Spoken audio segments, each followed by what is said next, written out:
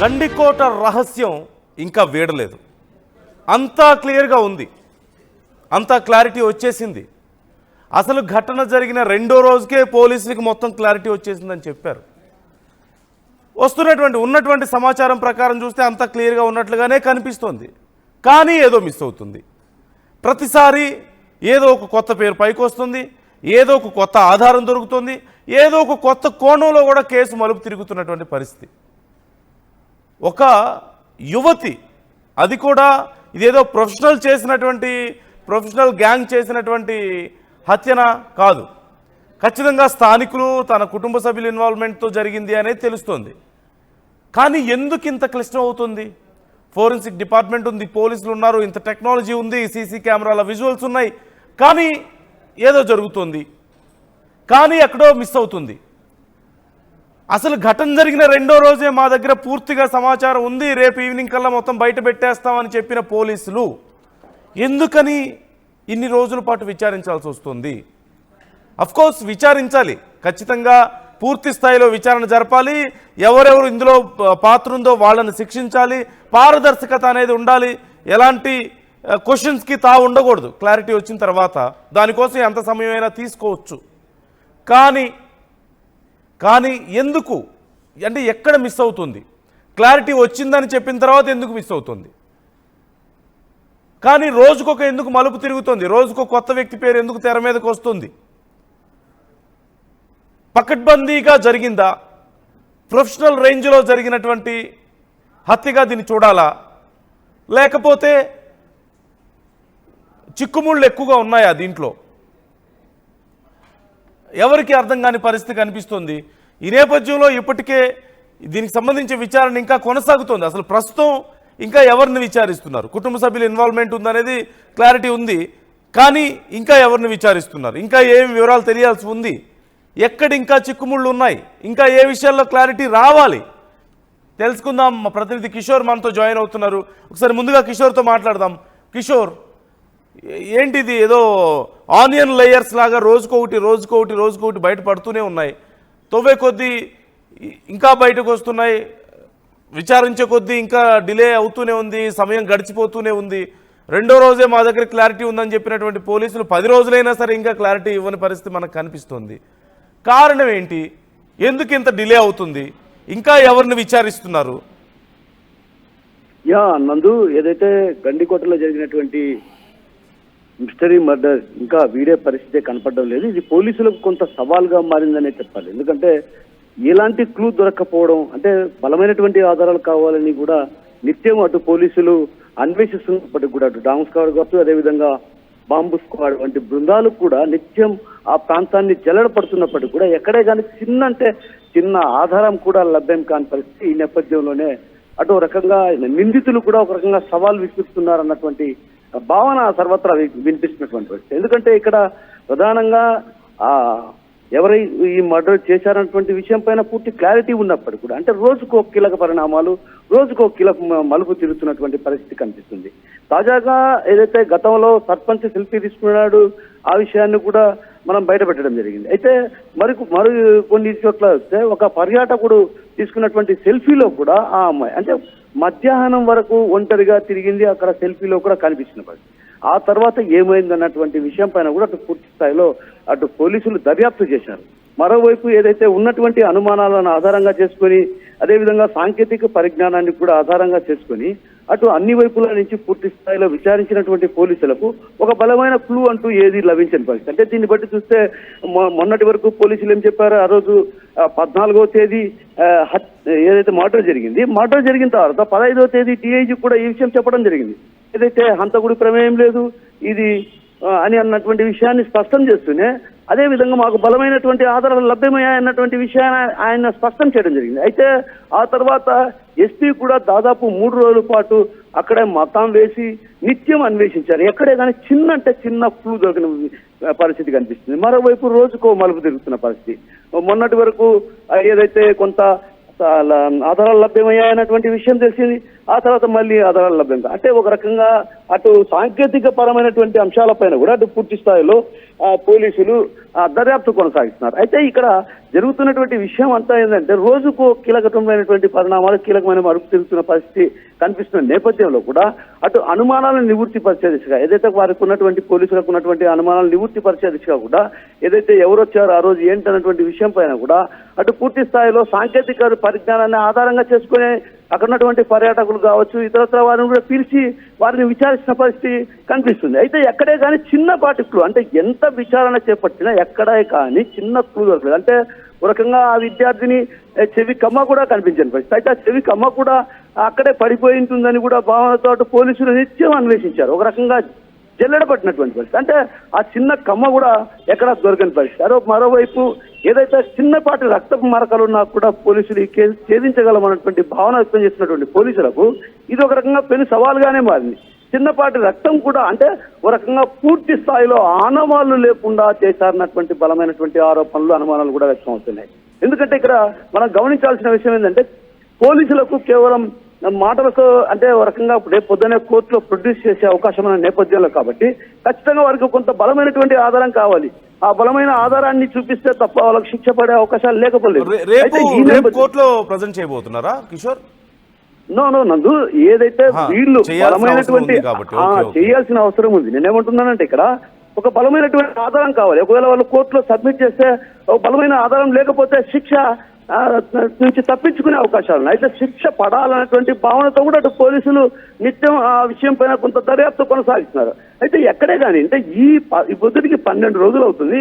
ఇప్పటికి కూడా ఒక చిన్నపాటి క్లూ కూడా లభించని పరిస్థితి. అంటే ఏ స్థాయిలో వాళ్ళు ఈ కిచ్ అంతా గీయడంతో పాటు ఆనవాళ్ళు లేకుండా చేశారో మనకు పూర్తిగా అర్థమవుతుంది. కిషోర్ ఇప్పుడు ఎవరిని విచారిస్తున్నారు కిషోర్? ఇప్పుడు సురేంద్ర మొన్న మధ్య కనిపించకుండా పోయాడు అంటూ 2 రోజుల క్రితం మనం మాట్లాడుకున్నాం.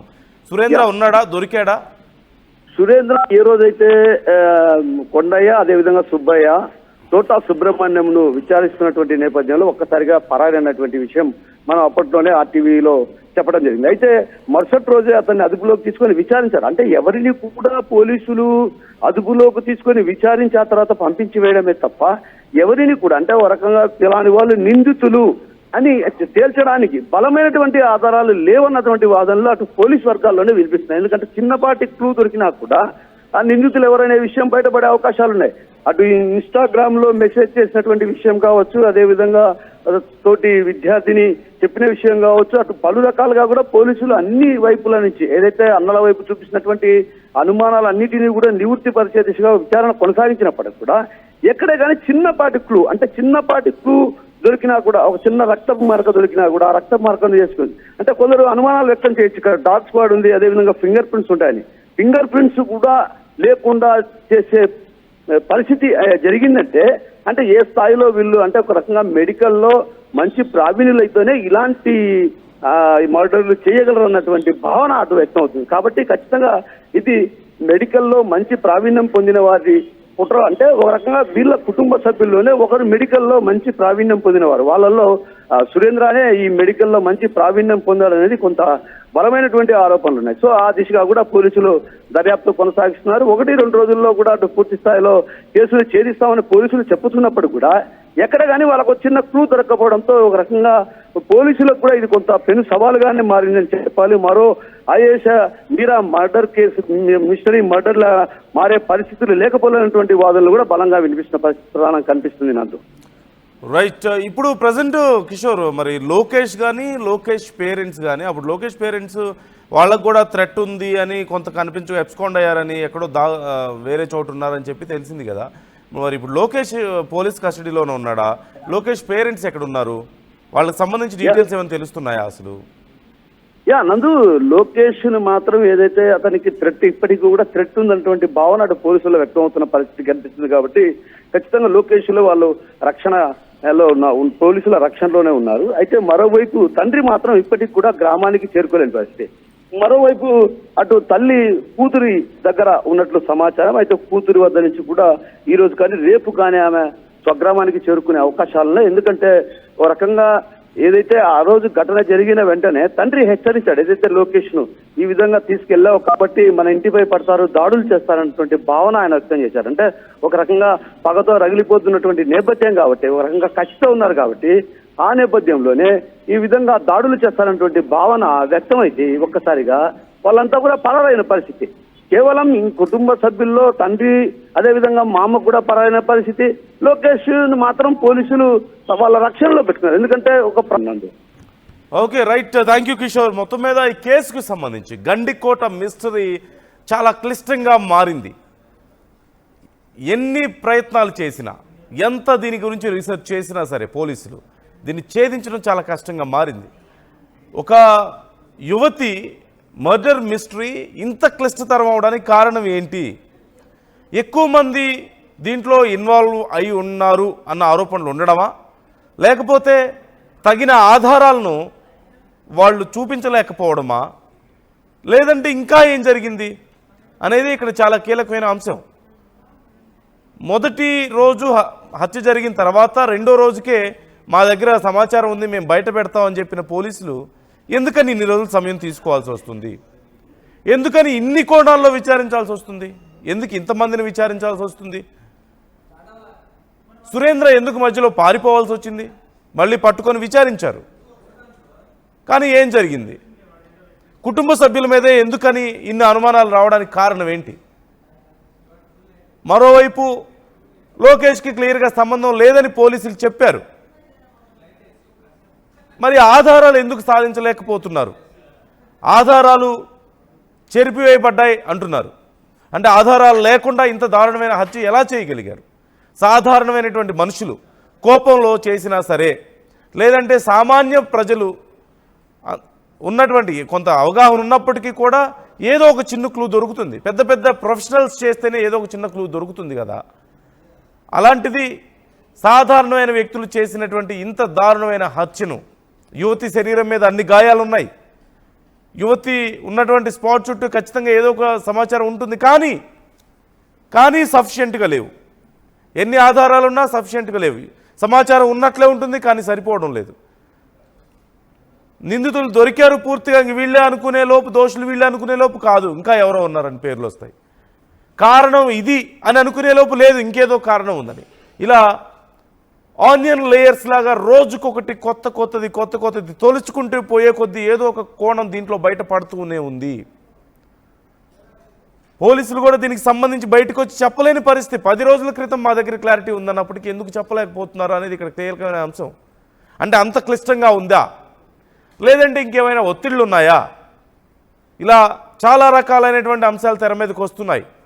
మొత్తం మీద గండికోట రహస్యం చాలా క్లిష్టతరంగా మారింది, ఛేదించడం చాలా కష్టం అవుతుంది. ఇంత పెద్ద వ్యవస్థ నుండి, ఇంత టెక్నాలజీ ఉండి పోలీసులు అయినా సరే ఎందుకు ఇంత సమయం తీసుకుంటున్నారు అనేది మనం అర్థం చేసుకోవచ్చు. పరిస్థితి ఎంత క్లిష్టంగా ఉందో అర్థం చేసుకోవచ్చు.